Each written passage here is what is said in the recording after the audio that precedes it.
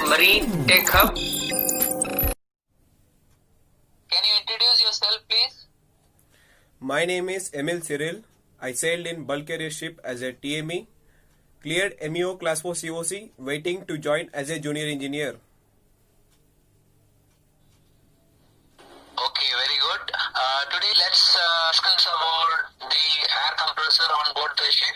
So now you're joining the ship as a fourth engineer. So what different types of compressors we have on board the ship? Deck air compressor, main air compressor, emergency air compressor. Okay, what type of compressor is deck air compressor? Deck air compressor is of screw type. And what about main air compressor and emergency air compressor?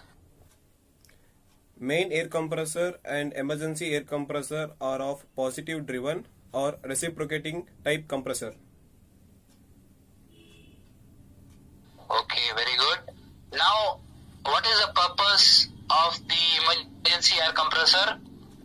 Purpose of emergency air compressor is to fill emergency air bottle.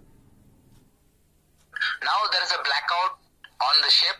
Now, how will you start the emergency air compressor? In blackout condition, first you need to start emergency generator. Emergency generator will start emergency air compressor. Emergency air compressor used to fill emergency air bottle. From emergency air bottle used to start auxiliary engine. From auxiliary engine we will start main air compressor. From the main air compressor used to fill main air bottle. From main air bottle we will run main engine. Okay, very good. Let's see what are the alarms and trips for the main air compressor.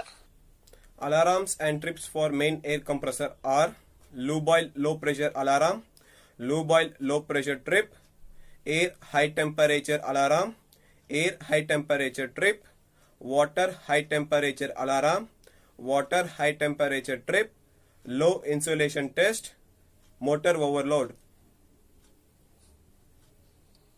Okay, very good. Now, how will you check the low pressure alarms and trips?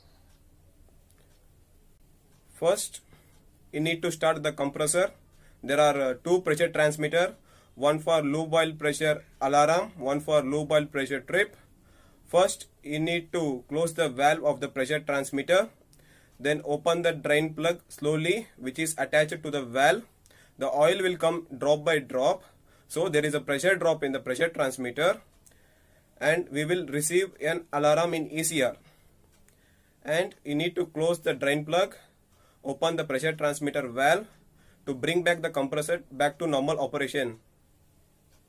Very good. Now, how will you check the low pressure trip? Similarly, you need to close the valve of the pressure transmitter, open the drain plug slowly, which is attached to the valve.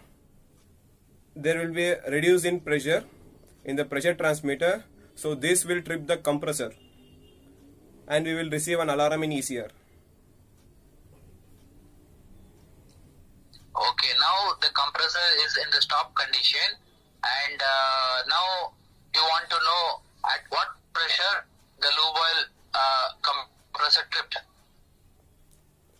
First, you need to open the drain plug, connect the pressure calibrator and raise the pressure up to 3.5 bar. Now start the compressor. By using fine tuning, you need to adjust the pressure. Reduce the pressure until the compressor get tripped. Okay, at what pressure did you get when it tripped? The compressor will get tripped at 1 bar.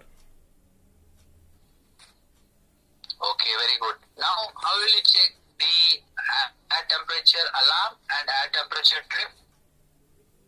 There are two temperature sensor, one for alarm and one for trip. First, you remove the temperature sensor of the alarm and put it in the temperature calibrator.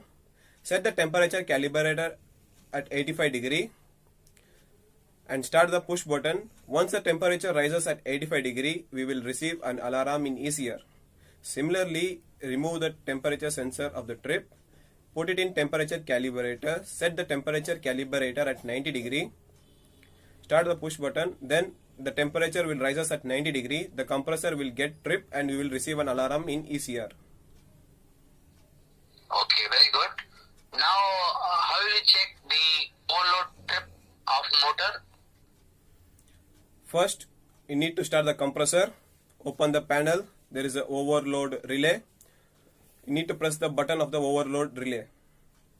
Now, what is the purpose of the unloader? Initially, the unloader is kept open condition for 30 seconds and purpose of unloader use it to reduce the starting torque and the starting current and use it to remove the oil and moisture in the system. Okay, why we are using the bursting disc? When we are using the bursting disc? Bursting disc is placed on the cooler shell to relieve the pressure when the tube gets burst. Okay, very good. Now, if you start the compressor with the closed discharge valve, what will happen? The safety valve will lift. Okay. Now the compressor is running, lubrication is happening. But do you have a separate lubrication system for lubricating the piston rings? Yes sir, we have a small gear pump. Okay, how will you know whether the pump is running or not correctly, oil is coming, how will you check? Outside the gear pump we have a low pressure line and a high pressure line. The inlet valve and the discharge valve, you need to remove the plug to see whether the oil is coming or not. The oil will come drop by drop. Okay, suppose the oil is not coming, what will happen to the compressor? The compressor will get seized. Okay, suppose the oil is not coming, how will you make sure the oil is coming? What you do, anything on the pump to increase the drop? First, you remove the top cover of the gear pump and by using a Allen key, you need to insert and rotate in the clockwise direction to increase the pressure. And while put back in the system, you need to place a lock nut and fill it up with oil. Okay, very good. What is the interval at which this pump need to be changed? For every 8,000 hours, we need to change and alternate days, we need to monitor. Okay, you're changing at 8,000 hours. Very good. Now, what are the mountings on the air bottles? Mountings of air bottle are fusible plug, safety valve, compensation ring, pressure gauge, access door, air start valve, auxiliary air start valve, whistle air valve. Now, can you tell me what do you mean by bumper clearance? Bumping clearance is the clearance between the piston top and the cylinder head when the piston is at TDC. Okay, now you have started the compressor and you are filling up the bottle. Now compressor is running and main air bottle is filling up. Suddenly you see the second safety valve is lifting. So what is the reason why it's lifting? So in the line we have a non-return valve. The non-return valve is not holding properly or the non-return valve is leaking.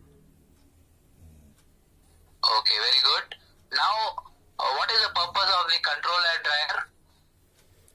So purpose of a control air dryer, in the air we have moisture. To remove the moisture, we will pass this air into the reefer system. Once it is passed in the reefer system, the moisture is removed. The air has been stored in controlled air bottle and this air is used to run main engine and generator. Very good. Now if you see the main air compressor, it is direct driven and whereas the reefer compressor is belt driven. Why it is like that? So once the refrigerant comes into the compressor side, the compressor will get damaged. So when there is a load in the compressor, the belt will get slipped. So that is why we are using belt driven. Okay, very good. But what happens if some load is coming on the main air compressor now? What will happen to the compressor? If the load is coming on the main air compressor, the safety valve will lift. Okay, very good. I hope you have done very good. We will take the next interview with the different session of the purifier. Thank you very much. Welcome, sir.